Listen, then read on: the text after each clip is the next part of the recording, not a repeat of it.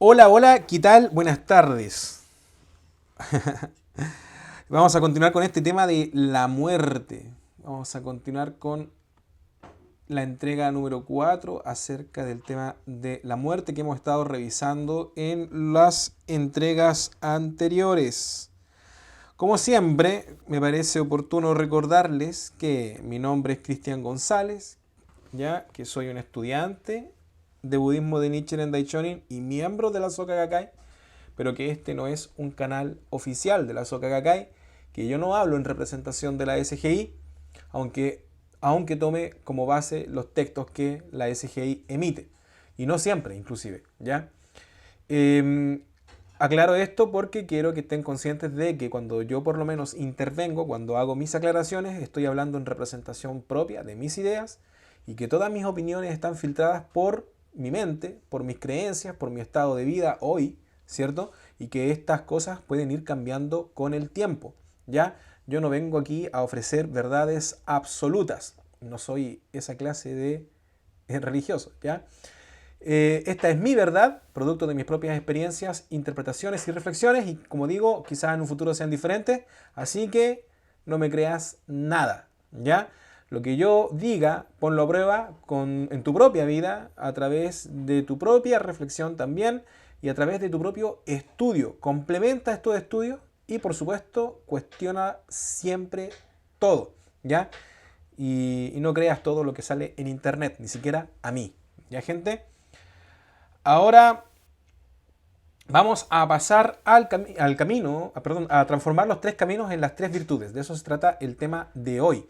Como he dicho también en ocasiones anteriores, no hace falta que sigas todos los canales de este canal, ¿cierto? Para llegar a este punto puedes incorporarte en cualquier momento. De hecho, si esta es la primera vez que escuchas un video mío, no es necesario que escuches ni siquiera a los demás de la serie porque procuro que sean más o menos autoconclusivos, ¿ya?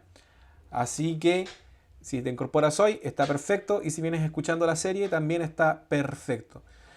El título dice entonces transformar los tres caminos en las tres virtudes y dice así. Según la enseñanza sobre los tres caminos, deseos mundanos, karma y sufrimiento, el deseo de reducir el sufrimiento inspira algún tipo de acción. Si esa acción se basa en las ilusiones sobre la verdadera naturaleza de la vida, carecerá de sabiduría. Se creará un karma negativo, lo cual, lejos de aliviar el padecimiento, lo aumentará con mayores efectos adversos. Como resultado, el sufrimiento en los 6 estados inferiores se agrava en lugar de atenuarse, como uno quería. Cuando el sufrimiento se intensifica, el deseo de reducirlo se acentúa más. Los seres humanos capturados en este círculo vicioso siguen sufriendo pese a su esfuerzo por ser felices.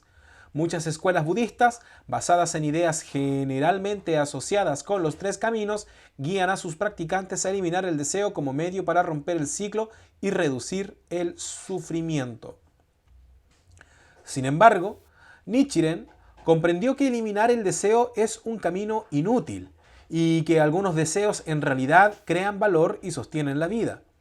Propuso que el problema no yacía en el deseo, sino en la ilusión sobre la verdadera naturaleza de la existencia. En la enseñanza de Nichiren sobre las tres virtudes, verdad, sabiduría y emancipación, los deseos basados en la verdad y no en la ilusión dan origen a acciones sabias, buen karma, lo cual reduce los efectos negativos de nuestro karma y nos libera del sufrimiento. A medida que uno experimenta este principio, reafirma y profundiza su convicción en esta verdad, y como resultado de este ciclo, los deseos conducen a la iluminación en lugar de causar sufrimiento. Así pues, para los practicantes del budismo de Nichiren, los deseos son la fuerza motivadora de la vida. El ímpetu para romper el círculo de los tres caminos y vivir basados en las tres virtudes no se encuentra en la eliminación del deseo, sino en erradicar la ilusión. Así, pueden transformarse incluso los sufrimientos normalmente asociados con el proceso de la muerte.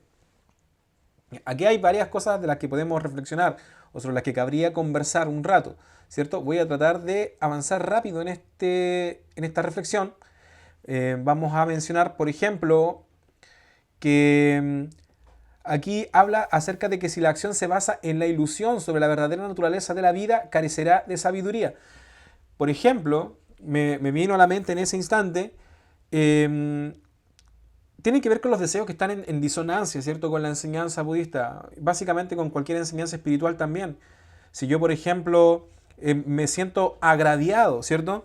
Y a partir de eso me dejo conducir por el deseo de venganza, ¿cierto? Ese deseo no estaría en consonancia con la enseñanza budista, ¿ya? Entonces, no se trata de eliminar el deseo, sino también tratar de reconocer de dónde proviene ese deseo. Ahora, claro, a veces resulta más difícil que otras, ¿cierto? Por eso también se nos combina a practicar el Daimoku, ¿cierto? Porque en la medida en que meditamos, en la medida en que nos hacemos más conscientes del presente y que entramos en esta sabiduría, nos va a hacer más fácil también distinguir de dónde viene ese deseo, si viene desde nuestro pequeño yo o desde nuestro yo más elevado, ¿cierto? Que reconoce que tengo el poder y la capacidad para crear la vida de mis sueños, que es diferente de aquel que, ese mezquino, que es cierto que siempre está tratando de sacar ventaja de los demás y de sentirse superior al resto, etcétera, etcétera, ¿ya?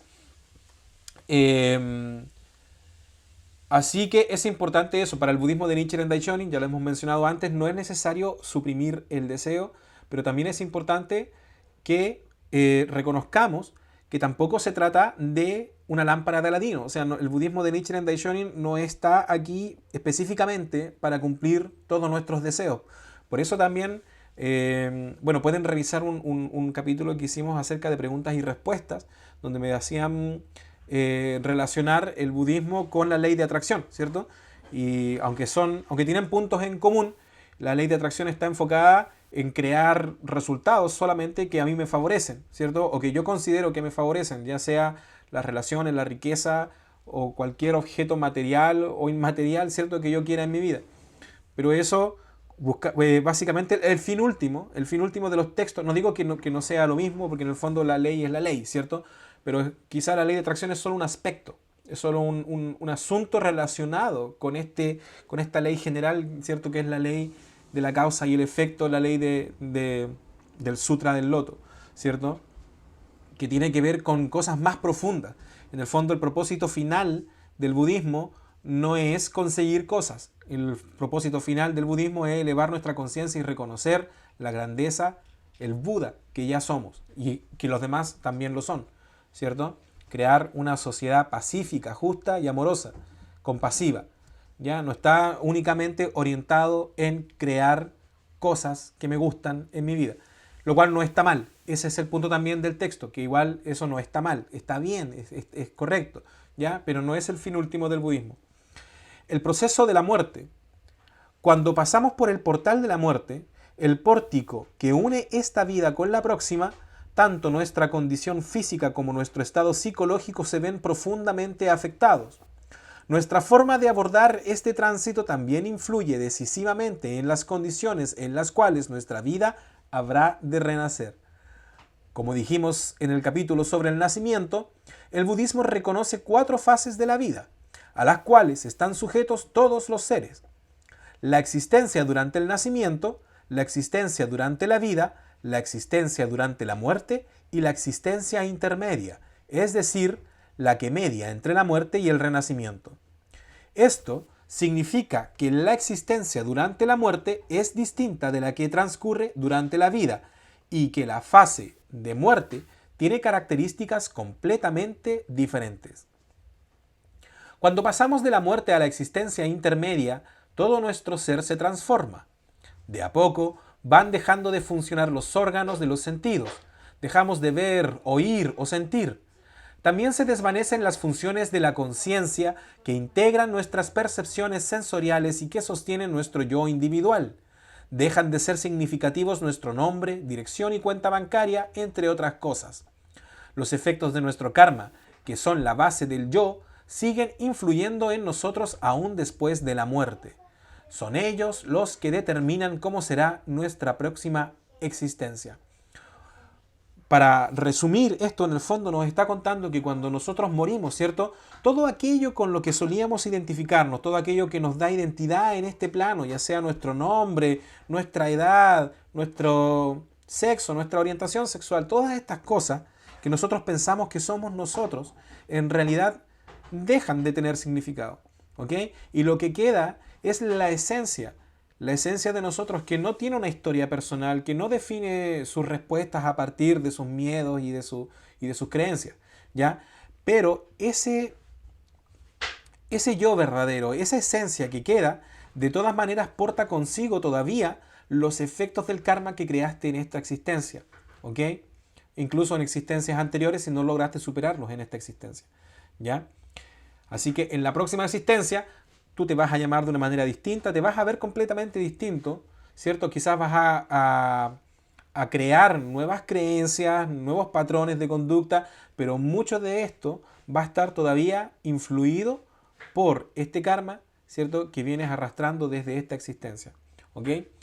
En el instante de la muerte se condensan todas las acciones que realizamos en esta existencia, formando una suerte de semilla kármica con el potencial de germinar y florecer en nuestras futuras existencias. Uno se siente compelido a reflexionar sobre su pasado durante esa rápida evocación del pasado que se produce en el momento de morir. Como mencionan muchos que experimentaron la muerte temporal, es ver pasar la vida entera frente a los ojos. La persona, mientras muere, repasa lo que hizo motivado por la codicia y la furia, tendencias arraigadas en la oscuridad fundamental inherente a la vida humana. Por ejemplo, las acciones que derivan de nuestra indignación, rencor, enojo, envidia y antipatía personal graban en nosotros causas kármicas negativas. En la conmoción de la muerte, algunas personas sienten miedo y confusión y luchan frenéticamente. Es posible experimentar muchas emociones: contento, insatisfacción, alegría, tristeza y reproches. La forma en que hemos vivido nos prepara para ese momento. Al respecto, la práctica budista nos enseña cómo vivir bien y nutre nuestra capacidad de hacerlo. Desde la perspectiva del budismo, la capacidad de atravesar correctamente el proceso de la muerte depende del trabajo firme que hayamos hecho en vida, para acumular buenas causas y buenos efectos, y fortalecer el cimiento del bien en lo profundo de nuestro ser. Uno puede entrar en la existencia intermedia pacífica y jubilosamente, si, en el instante de morir, ha tomado conciencia de su naturaleza de Buda primordial. Nichiren alentaba a sus seguidores de este modo: decídase a extraer el inmenso poder de la fe y entone Nammyo Horenge Kyo con la oración de que su fe sea correcta y firme en el momento de la muerte. Vamos a ver cómo vamos. Ya llevamos 12 minutos, yo creo que estamos bien. ¿Ya? Como he dicho también en algunas de las reflexiones que he grabado antes, es importante recordar que independiente de que el budismo, ¿cierto?, sostiene la existencia de la vida como un continuo y que luego se manifiesta nuevamente, ¿cierto? Nos expresamos nuevamente en una nueva existencia, con un nuevo rostro, una nueva historia, una nueva familia, una nueva personalidad. Yo no estoy asegurando de que esto sea así, ¿ok?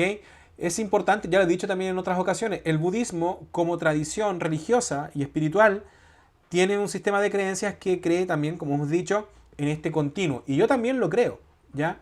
Pero no porque lo crea estoy diciendo de que sea 100% cierto, porque obviamente no lo he comprobado, ¿ya?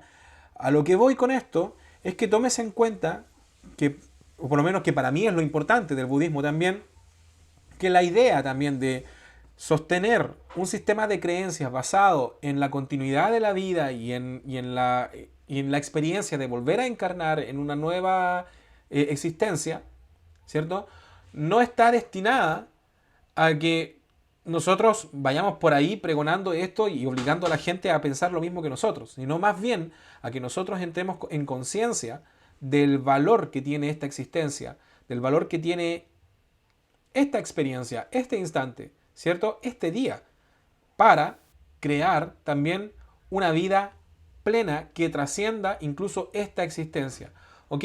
Si crees en la posibilidad de que la vida es un continuo y que luego de esta existencia viene otra, entonces está muy bien, ¿cierto?, que lo creas y que pongas en práctica este conocimiento para vivir plenamente y para que tu próxima existencia, ¿cierto?, tengas que llevar una carga mucho menos pesada de la que has llevado durante esta. Pero si no crees en esa posibilidad, si piensas que no existe una vida después de esta, ¿ok? No te digo yo o no te voy a obligar a creer en que sí existe. Pero lo que sí te voy a llevar es a que reflexiones de todas maneras en lo que hemos conversado para entender también el valor, ¿cierto? Como decía hace un momento atrás, de esta existencia y de vivir plenamente. Si mueres, ¿cierto? Como decíamos en una de las entregas anteriores, si mueres y después no hay nada y no pasa nada, al final no va a importar. Porque de todas maneras tú vas a haber vivido plenamente y va a haber valido la pena esta existencia. ¿Ok? De eso se trata. Se trata de tomar esta conciencia y orientarse hacia una vida, ¿cierto? Espiritual, consciente de la eternidad, ¿cierto? Del tiempo y de la existencia.